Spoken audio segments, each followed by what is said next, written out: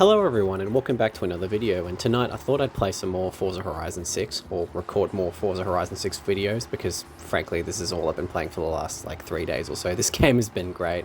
I mean, I have a few issues with the game and we're gonna go through those briefly as the video goes on.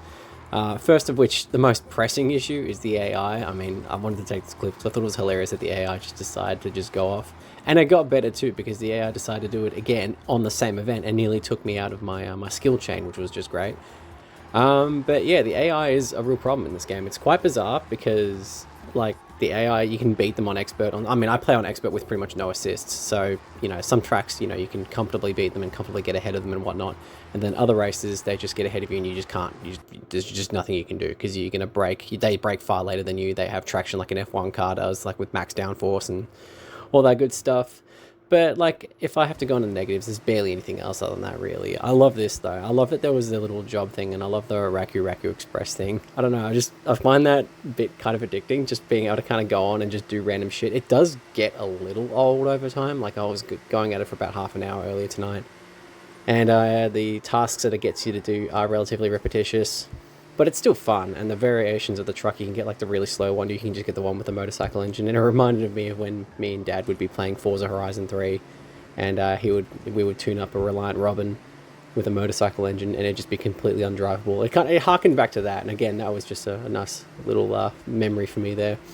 But otherwise, like, yeah, this game's been fantastic. I said this in the previous video, and I'll continue that point now. This is a very good game. Everyone should get it. I don't know why the clips are glitching out the way that they are, but unfortunately, it seems to be that the game DVR tends to bug out with recording a lot nowadays, which is a bit of a shame because I had intended on kind of using that a bit more again, but I don't know if I can rely on it reliably if it's just glitching out the way that it is.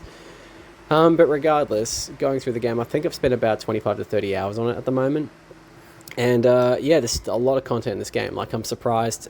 Like, I remember going back through Horizon 4 thinking that the whole story thing was just a tutorial for the main game itself, and so I just sort of blitzed that over like 24 hours. I was just fresh out of high school. I decided I'd take like a few months off and just decided to just grind that game out.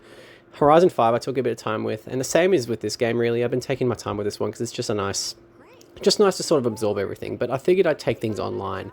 And as you're about to see here, this was a bit of a flex more than anything else. I mean, I started in 5th place, and it was a spec series, because I think the spec series is quite possibly some of the most fun you can have in Forza Online, because everyone's on a level playing field. You know, the tuning meta, this game has so many variables and so many ways you can tune these cars up, and again, so many different cars that can compete against each other. A meta will form, but in a way, a meta is kind of not fun with these games because this is a driving game. You know, there's so many different cars to try, and it's nice to just be able to try all these different cars. Although that being said, I feel like the one that they selected here for this particular race was a bit unusual. It was the BMW M1. It's a really fun car to drive, especially with the assists that I have off. Like, I've turned off traction control. I think the only thing I have on is launch control, and I just accidentally left that on, really. Otherwise, I'd be running pretty much no assists.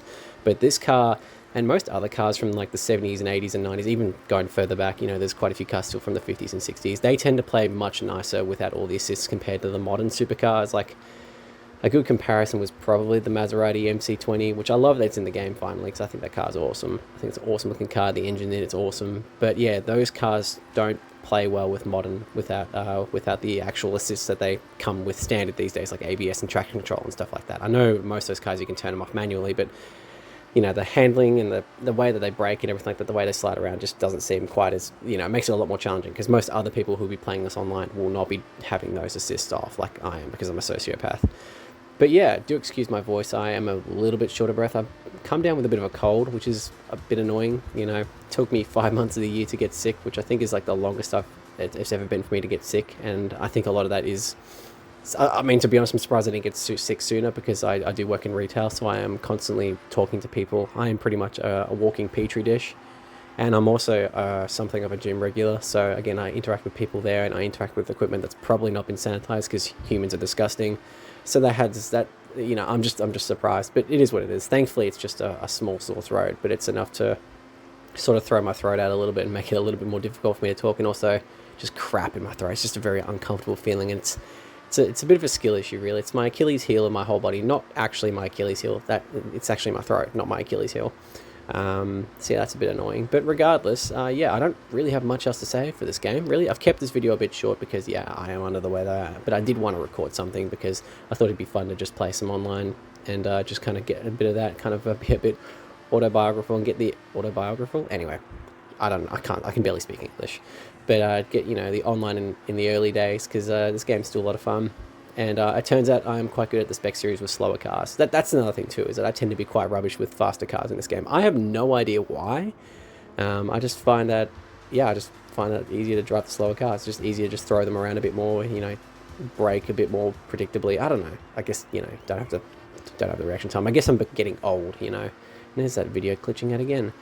But yeah, playing this and midway through this recording, I kind of realize that this game, the way that these cars can just slide around and are very lively yet very controllable reminded me a lot of Project Gotham Racing 4, which I didn't play properly until about 2 years ago, unbelievably enough. And I hold the opinion that even though I only played the game 2 years ago, it is still one of the greatest racing games ever made, because I think that the attention to detail and the driving physics and the challenges in that game, it's genuinely just perfect. I wish I got the DLC for it so I could do all the achievements for it, but I think some of the achievements are not doable for it now, unfortunately. But I did want to get the DLC because I really wanted to try some of the really challenging stuff, because that game was genuinely addictive when I played it like 2 years ago.